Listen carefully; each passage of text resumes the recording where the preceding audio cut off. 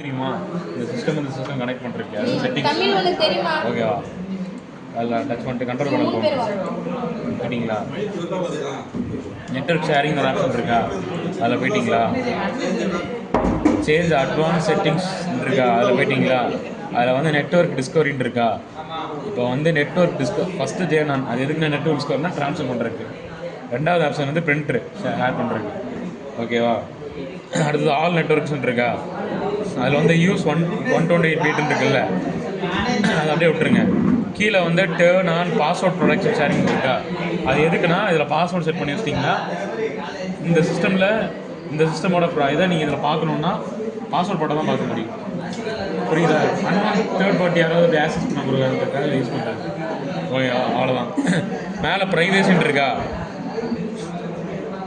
மேலே ப்ரைவேட்டுன்னு இருக்கா? அதில் ரெண்டுமே ஆனில் இருக்கான்னு பார்த்துட்டிங்களா? ஓகே. கெஸ்ட்டுன்னு இருக்கா ஒரு ஆப்ஷனு, ரெண்டுமே ஆனில் இருக்கா? அவ்வளோதான். புரிஞ்சா? இந்த செட்டிங்ஸ் ஆனில் இருக்கான்னு பார்த்துட்டிங்களா? நெக்ஸ்ட் என்ன பண்ண தெரியுமா? ஐசி கான்ஃபிகரேஷன் பண்ணணும். கமாண்ட் போட்டு போய்க்கணும். போயிட்டு இதில் ஒரு ஐபி அட்ரஸ் இருக்கும், அந்த கமாண்ட் போட்டுக்குள்ள போங்க. பண்ணாதீங்க, ஆல்ரெடி பண்ணியாச்சு. டிஎம்டி பண்ணி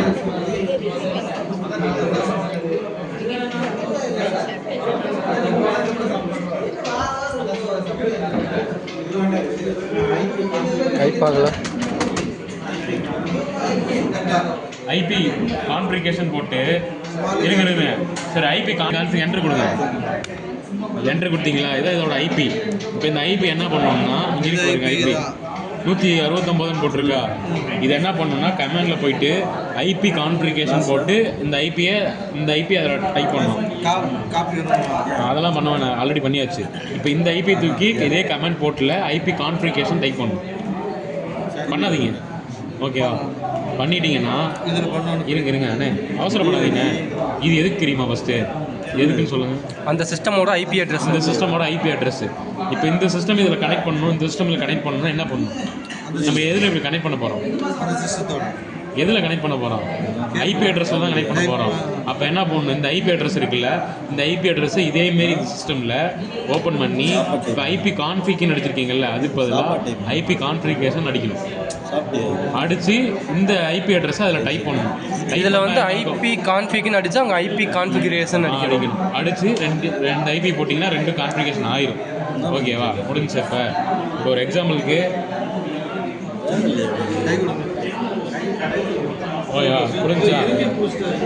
செட்டிங்ஸ் ஓகேவா? இப்போ இந்த சிஸ்டமில் இருக்க டேட்டாவை இதில் எடுக்கணும். ஸோ என்னன்னா ஒரு இது வந்து இப்போ டொமைன் அட்மின் இதுதான். ஓகேவா? இதை மட்டும் இப்போ இதுலேருந்து டேட்டாவை நம்ம எடுக்க போகிறோம். அப்போ எதை ரீசெட் பண்ணணும்? டொமைனே ரீசெட் பண்ணக்கூடாது. ஓகேவா? அங்கேருந்து டேட்டா இங்கே அட்மினுக்கு வரணும்னா அதை தான் ரீசெட் பண்ணணும். ஓகே. இப்போ எப்படி நான் சொன்ன செட்டிங்ஸை பண்ணிங்கன்னா உங்களுக்கு எப்படி இருக்குன்னா, இங்கே இருக்கு பாருங்க, நெட்வொர்க்குன்னு இருக்கா? இந்த நெட்வொர்க்கில் போயிட்டீங்கன்னா அந்த சிஸ்டமோட இது வந்துடும். ஓகேவா? பேர் மாற்றிக்கலாம். இப்போது இந்த இது இருக்கு இல்லையா? இப்போ இது வந்து ஒரு 4 மாடி தள்ளி இந்த பிரிண்டர் இந்த சிஸ்டம் இருக்குது. அதில் ஒரு பிரிண்டர் கனெக்டாக இருக்குது. இங்கேருந்து ஒரு ஃபைலில் அதுக்கு பிரிண்டர் கொடுக்கணும். எப்படி கொடுப்பீங்க? இப்போ நம்ம ஐபி கான்ஃபிக் பண்ணிட்டோம். அப்போ இந்த சிஸ்டமில் என்னென்ன கனெக்டாக இருக்கோ இங்கேருந்தே ஆக்சஸ் பண்ணிக்கலாம். இதுதான் ஒயர்டு கான்ஃபிகரேஷன். இப்போ இதில் பாஸ்வேர்டு செட் பண்ணிட்டோன்னா இதோட பாஸ்வேர்டை இதில் போட்டால் தான் இந்த ஆப்ஷன் ஓப்பன் ஆகும். இல்லைன்னா ஓப்பன் ஆகாது. இதில் ஒரு 2 பிரிண்டர் கனெக்ட். இதில் பாஸ்வேர்டு செட் பண்ணணும். இதில் எதுக்கு பாஸ்வேர்டு செட் பண்ணுறீங்க? இதுதானே அட்மின். ஓகேவா? அதுதானே ஷேரிங்கு. இப்போ அதை தானே செட் பண்ணணும். அங்கே இருக்கிறத இங்கே நம்ம பார்க்கணுன்னு சொன்னால் அதை தான். இப்போ இதில் அதில் பிரிண்ட் இருக்குன்னு வச்சுக்கோங்க. கனெக்ட் பண்ணிவிட்டு இதை கொடுத்துட்டிங்கன்னா பிரிண்டர் ஆப்ஷன் ஓப்பன் ஆகும். இங்கேருந்து நீங்கள் பிரிண்ட் கொடுத்துக்கலாம். ஓகேவா? நெக்ஸ்ட்டு அங்கே இருக்கிற டேட்டாவை இங்கே தூக்கணும். எனக்கு இதில் ஒரு ஃபோல்டர் ஒன்று க்ரியேட் பண்ணுறேன். அதுதான் இப்போ உங்கள் பேர்லேயே ஒரு ஃபோல்டர் ஒன்று க்ரியேட் பண்ணுறேன். உங்கள் பேர் சொல்லுங்கள். கீபோர்டிலே சரி. அப்போ என்ன பண்ணுறது?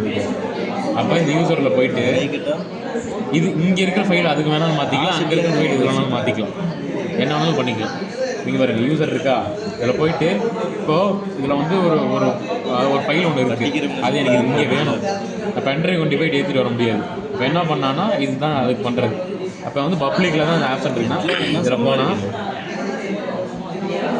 இங்கே வந்துருச்சா, நான் ஃபோல்டர் கிரியேட் பண்ணது ரெண்டுமே வந்துருச்சா. ஸோ இதை ஜஸ்ட் நீங்கள் ரைட் பார்த்துக்கலாம், எடுத்துக்கும் செஞ்சுக்கலாம். இதில் போய் காப்பின்னு இருக்கா, நமக்கு என்ன டேட்டா வேணுமோ அந்த சிஸ்டத்துலேருந்து இங்கேருந்து எடுத்துக்கலாம். எடுத்துக்கலாம்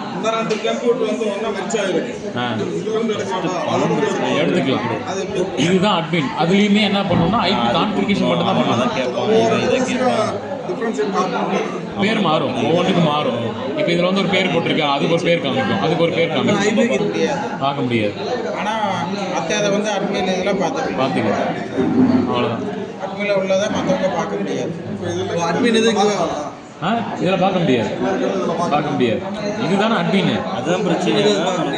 இது வந்து மொத்த சிஸ்டத்தையும் கண்ட்ரோல் பண்ண முடியும். அதுக்கு தான் தெரியும். அது இருக்குது, இதில் பார்த்துக்கலாம். எங்கேருந்து எந்த சிஸ்டம் இது இருக்கிற ஃபைலை அதில் ட்ரான்ஸ்ஃபர் பண்ணிக்கலாம். இங்கேருந்து நம்ம ஆஃபீஸ் அதுக்கு தான் வந்து இந்த எனி டிஸ்க்கு அதெல்லாம் அதான் அது யூஸ் பண்ணிக்கலாம். அப்புறம் ஒரு ஐடி கம்பெனி இருக்குன்னு வச்சுக்கோங்க, 50 சிஸ்டம் வச்சுருப்பான். 50 சிஸ்டம் என்ன பண்ணிகிட்டு இருக்கான்னு பார்க்கணுன்னா இப்படி தான் பண்ணுவோம். இதுலேயே வந்து ஒரு அட்மின் இருப்பாங்க, அந்த அட்மினில் தான் செக் பண்ணிக்கலாம், வியூ பண்ணிக்கலாம், என்ன பண்ணிட்டு இருக்கான்னு பார்க்கலாம். அவனுக்கே தெரியாமல் பார்க்கலாம். ரைட் கிளிக் கொடுத்து இருங்க, பிசி போயிட்டு நெட்வொர்க்கில் போயிட்டீங்கன்னா இங்கே வரும், அந்த பிசியோட டிஸ்பிளே வரும். அதுக்கு நெட்டு வேணும், அந்த சிஸ்டம் இதில் பார்க்கணும், நெட்டு வேணும். ஓகேவா? அதில் ரைட் கிளிக் கொடுத்தீங்கன்னா கனெக்ட் வித் ரிமோட் டெஸ்க்டாப்னு இருக்கா, அவ்வளோதான். ஓகேவா? இதை கொடுத்தீங்கன்னா அந்த சிஸ்டத்தோட பாஸ்வேர்டு ஐடி போடணும். ஆனால் நெட்டு வேணும், நெட்டுலாம் பண்ண முடியாது. ஓகே கொடுத்தீங்கன்னா அப்படியே அது இருக்கிறது எல்லாமே ரிவ்யூ வந்து மானிட்டர். அந்த மானிட்டர் அப்படியே இங்கே டிஸ்பிளே ஆகும்.